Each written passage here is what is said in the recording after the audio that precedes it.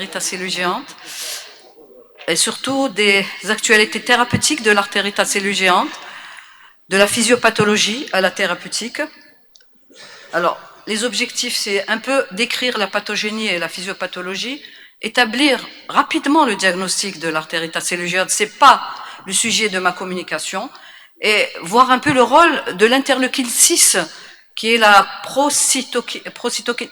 cytokine pro-inflammatoire majeure, avec l'interféron gamma au cours de l'artérite géante, et bien sûr connaître les applications thérapeutiques. Vous savez que l'artérite géante, c'est une vascularite la plus fréquente après 50 ans, et il y a un pic d'incidence entre 70 et 80 ans. Bien sûr, il y a un sexe ratio, femmes-hommes 2. Les femmes sont 2 fois plus touchées, malheureusement, pour nous, que les hommes. Et bien sûr, il y a un gradient, comme vous le savez tous, un gradient nord-sud. C'était très connu que l'artérite géante était fréquente dans les pays du Nord. Les pays du Nord, comme la Suède, la Norvège, etc. Et les plus faibles, c'est ce qu'on appelle le gradient nord-sud. Sur le plan, donc vous savez que sur l'artérite géante, c'est la plus fréquente des vascularites de l'adulte, et c'est une vascularite granulomateuse à cellules géantes, et elle touche surtout les gros vaisseaux, c'est-à-dire l'aorte thoracique en général, et les vaisseaux qui vont céphaliques, mais elle peut tout toucher. Elle peut toucher les artères axillaires, les artères des membres, les artères, on va le voir, les artères donc ophtalmiques, etc. Et donc c'est vrai, c'est une artérite géante, mais elle est pratiquement systémique. Le traitement, vous le savez tous, c'est la pierre angulaire, c'est les corticoïdes, et actuellement, bien sûr, le traitement adjuvant ou le traitement d'épargne cortisonique, c'est le tocilizumab ou un anti-IL-6. Parce qu'on va le voir, l'IL-6 joue un rôle important dans la physiopathologie de l'artérite géante. Et bien sûr, actuellement, il y a beaucoup de thérapeutiques innovantes, mais qui ne sont pas encore utilisées, sont pratiquement toutes en phase 3. Sur le plan, donc je vais un peu parler de la physiopathologie. Nous allons voir une activation des cellules immunitaires, une activation des cellules musculaires lisses et la vascularite. C'est un modèle en 3 phases. D'abord, il y a la rupture donc c'est une réaction lymphocytaire T à un antigène qui n'est pas connu, on ne sait pas, environnemental, viral, bactérien, on ne sait pas. Il y a premièrement une rupture du privilège immunitaire dans l'adventice, deuxièmement un recrutement des lymphocytes CD4 et leur polarisation, on va le voir, et puis les autres lymphocytes, il va y avoir une activation macrophagique et un remodelage vasculaire. Les signes ischémiques sont dus au remodelage vasculaire, on va le voir. Premièrement, vous voyez ici, c'est une artère sainte. Vous avez l'adventice. L'adventice, elle joue un rôle de sentinelle. Elle protège le vaisseau. Elle joue un rôle de sentinelle. D'accord? Et parfois, il y a une intolérance. Voilà. Et il n'y a pas, vous voyez ici, sur une artère saine, il n'y a pas de lymphocytes, il n'y a pas de CD4. Qu'est-ce qui va se passer? Comment on passe d'une artère saine à une artère ischémiée, à une artère thrombosée? Premièrement, il y a une rupture de tolérance et activation des cellules dendritiques résidentes de l'adventice, qui est sentinelle de l'artère. Il va y avoir une rupture de tolérance. Et cette rupture de tolérance, c'est à partir de là que tout va se faire. Par le biais, je l'ai dit, d'un antigène, on ne sait pas lequel, bien sûr. À partir de ce moment-là, il va y avoir un recrutement et une polarisation des lymphocytes au sein de la paroi artérielle, une polarisation en TH1 et une polarisation en TH17.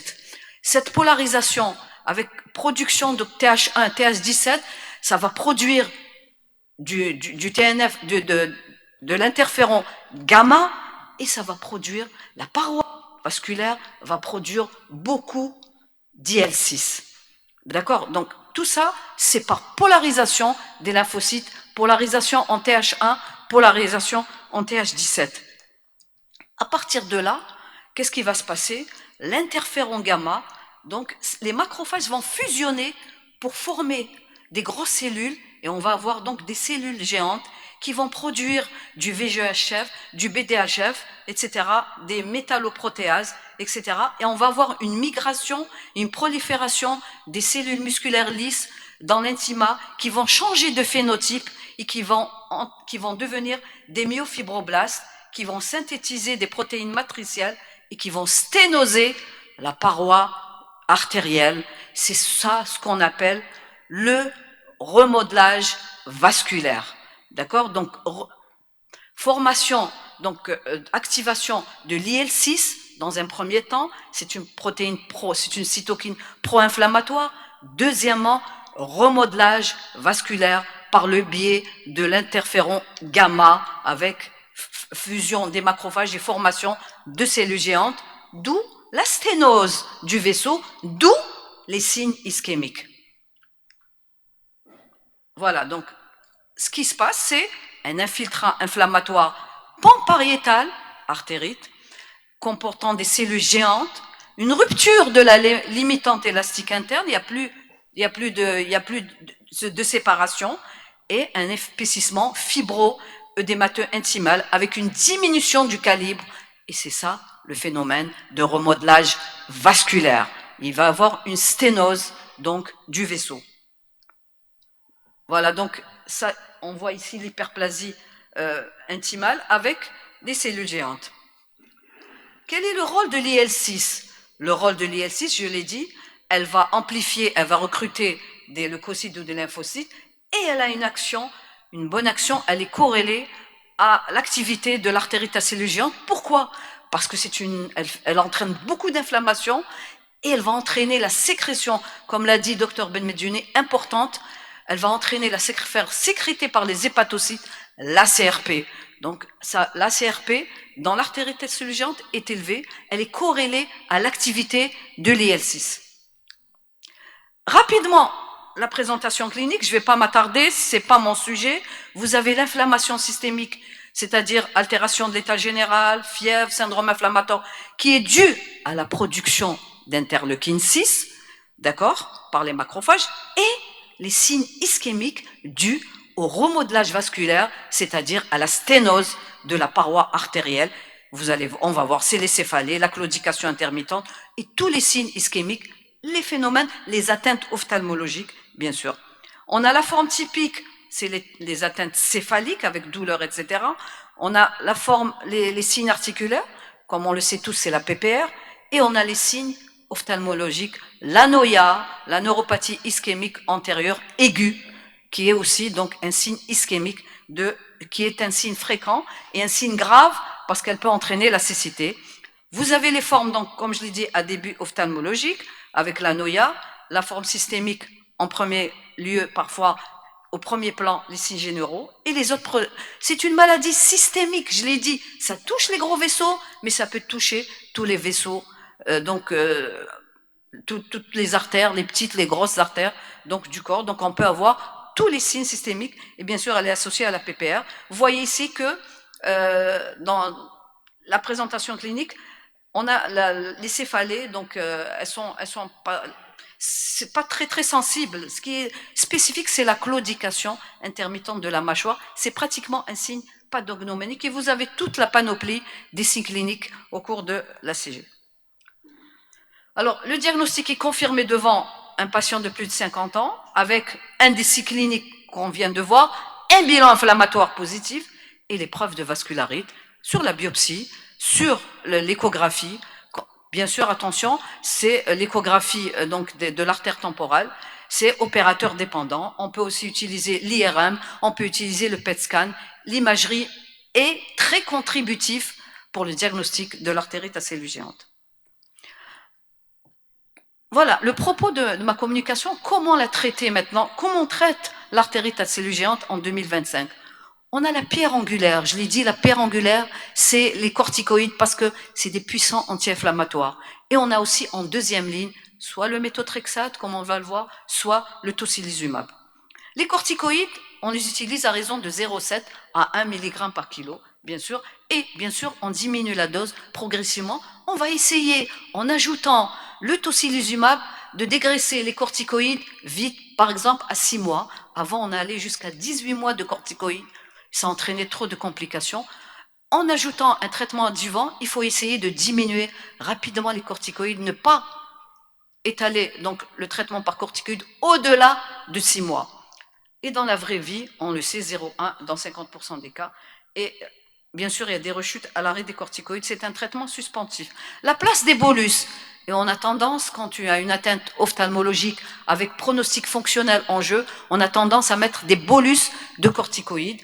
Et il n'y a aucune donnée dans la littérature. On peut les mettre, mais le problème, c'est la rapidité avec laquelle le traitement est institué et après l'apparition, qui est en revanche déterminante. C'est pas le tout de mettre des bolus, mais c'est la rapidité d'instituer le traitement qui est déterminante dans le traitement corticoïde et dans l'amélioration des symptômes. Et vous savez que la corticothérapie, elle a beaucoup d'effets indésirables. Il y a toutes ces études qui montrent que la corticothérapie a beaucoup de trop d'effets secondaires. Elle a plus d'effets secondaires que parfois les biothérapies. C'est pour ça qu'on essaye de faire un traitement d'épargne cortisonique le plus rapidement possible, quand c'est possible. Les corticoïdes ont un effet anti-inflammatoire dans 50% des cas. Ils n'ont pas d'effet sur le remodelage vasculaire.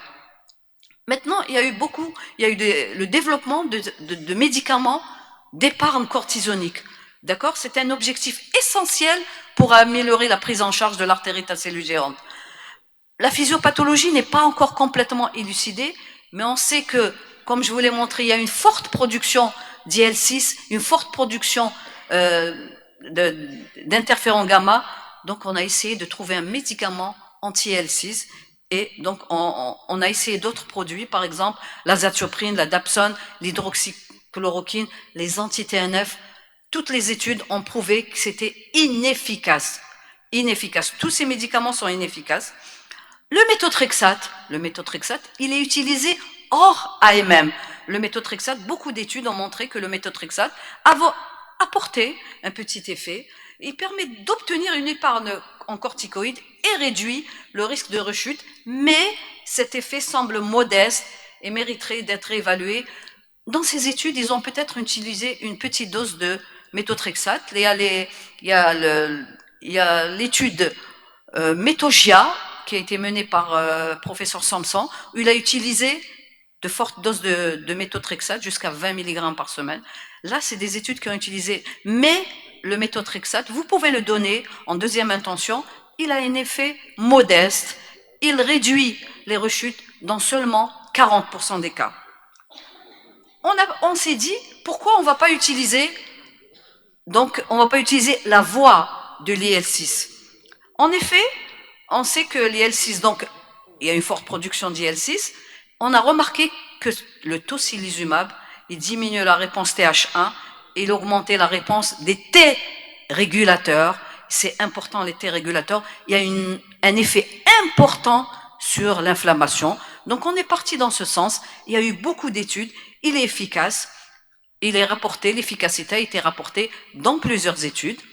On a eu, donc, la première étude, c'est l'effet Hortensie, d'ailleurs, par Maxime Sanson, qui a révélé donc que le tocilizumab avait une efficacité prouvée. D'autres publications, c'est un travail de Suisse, Villiger, qui a donc fait donc sa publication dans le New England Journal, et c'est avec un impact factor très important, le New England Journal. Il a prouvé, mais que sur 30 malades, que le toci était efficace pour éviter le rechute, surtout associé à la corticothérapie. Mais l'étude qui a fait parler du tocilizumab, c'est l'étude de Stone aux États-Unis, c'est l'étude GIACTA. L'étude GIACTA qui a été faite aux États-Unis, c'est une étude américaine, multicentrique, randomisée en double aveugle versus placebo sur 251 patients, donc souffrant d'ACG avéré. Ils ont été diagnostiqués soit par une biopsie, soit par l'imagerie. Ils ont travaillé sur 72 sites dans 14 pays. Ils ont évalué l'efficacité du tocilizumab dans l'artérite acellugérante. Après, ils ont commencé par une corticothérapie de 6 mois, puis ils ont instauré le tocilizumab, d'accord? Et l'évaluation a été faite à 52 semaines. On avait 4 bras, donc 2 bras avec corticoïdes, réduction rapide, un bras, réduction rapide, un bras réduction en lente, 2 bras avec Tossi et corticoïdes, Tossi donné 1 fois par semaine et Tossi donné 2 fois par semaine, 1 fois tous les 15 jours, pardon, 1 fois par semaine et 1 fois toutes les 2 semaines. Voilà, jusqu'à 52 semaines. Et qu'est-ce qu'on on a prouvé que l'essai s'est révélé positif avec une rémission soutenue, obtenue c'est 56% des patients avec Tossi, donc Tossi 1 fois par semaine, Tossi 2 fois par semaine, 53%, versus 14% pour la corticothérapie en décroissance sur 26 semaines et 18% en décroissance rapide. Donc il vaut mieux décroître peu la corticothérapie. Donc là, l'efficacité du tocilizumab a été prouvée par cette étude sur un nombre important. La maladie de Horton est une maladie assez rare, donc ils ont eu 251 patients. Cette étude a prouvé l'efficacité du tocilizumab au cours de l'artérite à cellules géantes, d'accord, avec une tolérance correcte. Il n'y a pas eu plus d'effets secondaires quand les malades étaient sous corticothérapie que quand les malades étaient sous tocilizumab. Il n'y a pas eu, la tolérance a été très intéressante. Donc, à partir de l'étude JACTA, le Tossi a été approuvé par la FDA, bien sûr, américaine, pour les patients avec artérite à cellules géantes, suite aux résultats positifs de l'étude JACTA et de l'étude suisse sur 30 patients, l'étude de Villiger. Et donc, au vu de ces résultats, la FDA a accordé un Breakthrough Therapy Designation, ce qui garantit une procédure d'AMM accélérée et une AMM bienvenue au regard de la difficulté. Donc, c'est très important parce que les malades rechutaient beaucoup avec les corticoïdes. Donc, l'AMM a été vraiment bienvenue et le comité canadien aussi a donné l'AMM et la commission de transparence donc a donné aussi l'AMM avec une AMM en sous-cutané, 162 mg par semaine en sous-cutané pour l'artérite à cellules géantes. Voilà. Modalité de prescription, le Tossi utilisé donc par voie sous-cutanée, 162 mg par semaine, au moins 12 mois. Après, on verra quand est-ce qu'il faut arrêter. Personne ne le sait encore. En association avec la corticothérapie. Et objectif, bien sûr, c'est sevrage complet de la corticothérapie au bout de 6 mois, bien sûr. Bien sûr, le Tossi, on fait quand même un bilan pré-thérapeutique. Le métaux, on peut donner le métaux quand on n'a pas de tocilizumab, à raison de 0,3 mg par kilo par semaine, sans dépasser 25 mg par semaine. Et bien sûr, il faut prescrire de l'acide folique. Donc, le Tossi a prouvé son efficacité. Les corticoïdes sont la pierre angulaire. Les modalités thérapeutiques, on a dit non compliqué 0,7 à 1 mg kilo.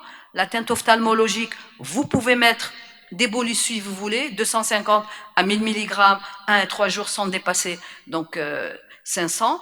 Et pour l'atteinte aortique, bien sûr, parce qu'on sait qu'il y a une atteinte aortique, l'aortite, on peut donner prédnisone 0,7 mg par kilo. L'aortite compliquée, on donne jusqu'à 1 mg par kilo par jour. La rechute, bien sûr, il faut ajouter un traitement adjuvant, donc qui est le tocilizumab ou le méthotrexate, et reprendre bien sûr la corticothérapie. Maintenant, on se dit tous, est-ce qu'il vaut mettre de l'aspirine parce qu'il y a des événements ischémiques? Oui, quand il y a des événements ischémiques, il faut ajouter de l'aspirine. Par contre, les anticoagulants, non. L'aspirine, oui, mais les anticoagulants, non. Quand est-ce on associe le tocilizumab, on commence par la corticothérapie, mais quand doit-on mettre le tocilizumab? Quand il y a une rechute, s'il y a un risque élevé d'effets secondaires liés ou d'intolérance des corticoïdes, quand il y a une rechute majeure, d'accord? Et dans certaines conditions, on est obligé de mettre les corticoïdes et le tosi en première intention, quand il y a un antécédent d'événement cardiovasculaire majeur, une hospitalisation pour AVC, AOMI, etc., quand il y a une ostéoporose fracturaire, quand il y a une décompensation d'une pathologie psychiatrique sous corticoïdes et quand il y a un diabète compliqué, une hypertension compliquée, c'est-à-dire quand il y a de grosses comorbidités, on associe d'emblée les corticoïdes et le tocilizumab. Donc, le Tossi, il a l'AMM, il va avoir l'AMM chez nous en Algérie, c'est bon, on l'a fait passer, c'est bon. Le Tossi va avoir l'AMM mais nous, on l'a toujours donné, même hors AMM, mais il va avoir l'AMM dans cette indication, parce que vous savez que le TOSI, c'est surtout pour la polyarthrite rhumatoïde, mais c'est bon, il a l'AMM pour l'artérite acélo-géante en Algérie. Les autres cibles thérapeutiques, on a essayé de chercher d'autres cibles thérapeutiques, par exemple l'abatacept, qui est un immunosuppresseur, mais il a un effet modeste, il est toujours en phase 3. Par exemple, l'ustekinumab, l'anti-L17 toujours, il est en essai phase 3 aussi, il a prouvé un petit effet modeste. Les anti-JAK, alors l'upadacitinib, qui est en cours, il a été utilisé, mais il est toujours en cours d'essai. Donc, si on se résume, voilà, les corticoïdes, oui, sur l'inflammation,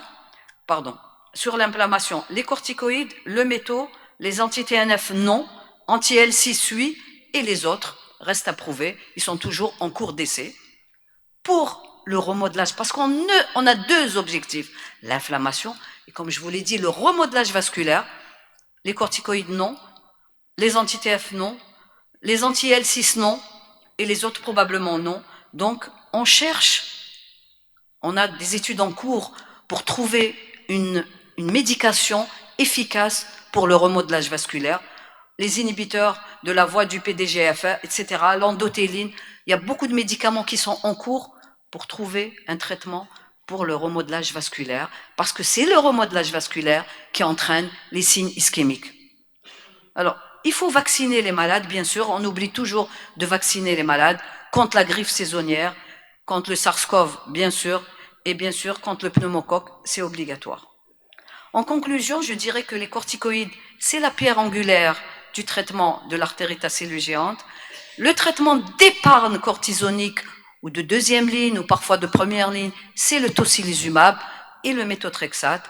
Et il y a beaucoup de molécules prometteuses qui sont en cours d'essai actuellement. J'espère qu'on trouvera une médication pour le remodelage vasculaire et je vous remercie.